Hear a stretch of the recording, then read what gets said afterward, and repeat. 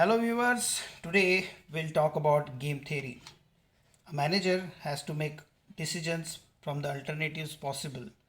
This is where the game theory plays an important role. Let's see a definition.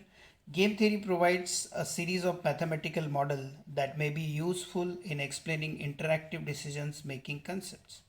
The basic use is when there is a competition or there are two players who wants to prove themselves. That kind of situation is nothing but game theory, the game, game between two people. Examples could be real life situations of two competitors. There could be like pricing of the product between ITC and Nestle for the same kind of products they are into FMCG. There could be different TV shows to be broadcasted on the prime time for the two different channels. So what kind of serials or what kind of shows to be produced. So likewise, these kind of decisions when a manager need to take, we use the concept called game theory. Now there are certain terminologies that are used in game theory. Of course, there will be players and there would be a play. So let us consider that it is a fair play. Now there would be strategies like plan 1, plan 2, plan 3 for both the players. When a decision taken in advance and player choose a specific decision, this is called a pure strategy. Now what does it mean?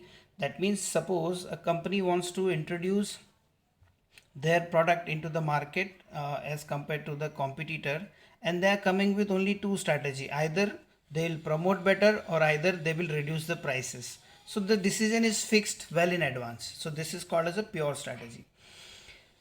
When there are more than one decisions and choices to be made on the probability of success, this is called a mix. That means initially it is not fixed that what decision a company has to take based on the situation or the competitors move or customer demand. If choices are made based on the probability of success, that is called as mixed strategy. Next, what we are going to require, we are going to require a payoff matrix. The payoff matrix is represented in this format, wherein in the left side we see a player A which is intending to maximize the profit, wherein player B is intending to minimize the strategy. There is one particular rule, or we can say prerequisite for game theory, is that one player is gaining the profit whereas other is going to minimize the losses. Next thing that we are going to require is value of game. That is, if it is 0, we consider this is a fair game, and when it is not 0, we consider this an unfair game. So let's see what are the assumptions required. Very simple. Very first thing, that let us consider the player acts rationally and intelligently. One player attempts to maximize the profit and other attempts to minimize the losses. Payoff matrix is fixed and determined well in advance. So let us try to understand this with an example. A company, management and a labor union are negotiating on 3 years arrears settlement. Each of the following 4 strategies are to be adopted. First is that hard and aggressive bargaining. Strategy B is nothing but reasoning and logical approach. Strategy C is nothing but legalistic strategy. And strategy D is nothing but conciliatory approach. So which need to be used? This particular matrices is talking the figures in terms of lakhs. So these are nothing but the labor union strategies ABCD, and these are company strategies, and the matrices is nothing but payoff matrix, which is already given to us. Now what they are asking what strategy will two sides adopt. First question. Second, determine value of the game. So when this kind of problem is given, the very first thing you need to do is to first write down this in a particular format, that is a company strategies on one side and labor union strategies on another side. I'll just write down the values. These are the strategies to be adopted by the company and these are the strategies to be adopted by labor. Now very first step is to find the row minima. Row minima is nothing but which is the smallest element in that particular row. For row A1 we got the smallest element is 12. For row 2 it is 8. For row 3 it is 2. For row 4 it is -5. This is I call as a row minima. Second, what I'll do column maxima. Column wise which is the highest value. See, row wise I selected the minimum value, where column wise I am going to select the highest value. So which is the highest value? It is here 40, here it is 15, here it is 12, here it is 35. Now I have to perform the second step. The second step is nothing but for row minima I am going to perform the operation called maximin. That is maximum of the minimum. So here, which is the maximum value? That is nothing but 12. And where did I find the 12 here? Here it is 12. So I am going to draw a circle over a 12. Here for the column I am going to perform the operation called minimax.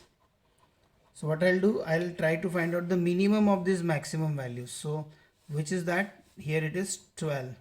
So I'm going to put a square across 12. And where did I find 12? Here it is. See what I did? This is my maximin. I use the symbol circle to show my maximin value. And in column maxima, minimax value I showed with a square sign. And where did I find them? I find them at here 12.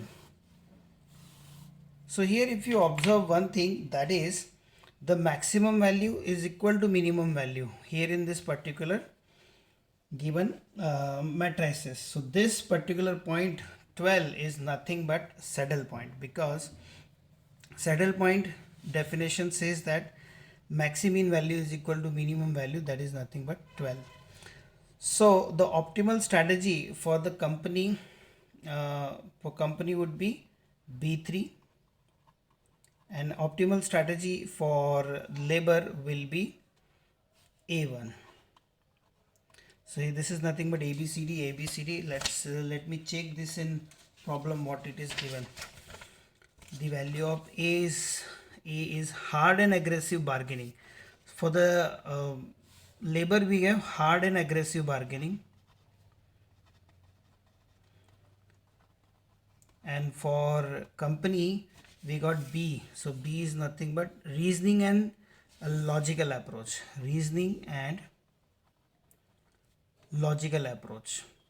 So here we got two strategies. One more thing, that saddle point is nothing but 12. This 12 is nothing but game of value also. The saddle point always gives the game of the value. So here the value of game is 12.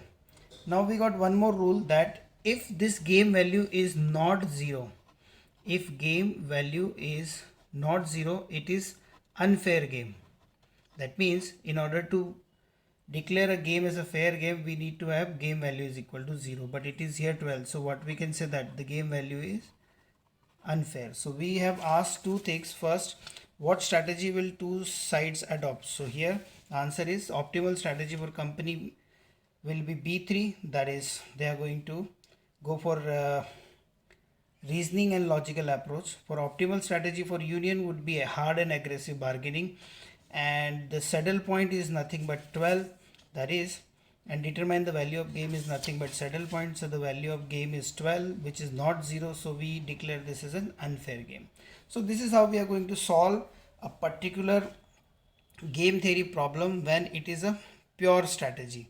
When it is a mixed strategy, how to approach it, we are going to see this in next lecture. Until that, if you liked it, please subscribe my channel. Thank you so much for watching.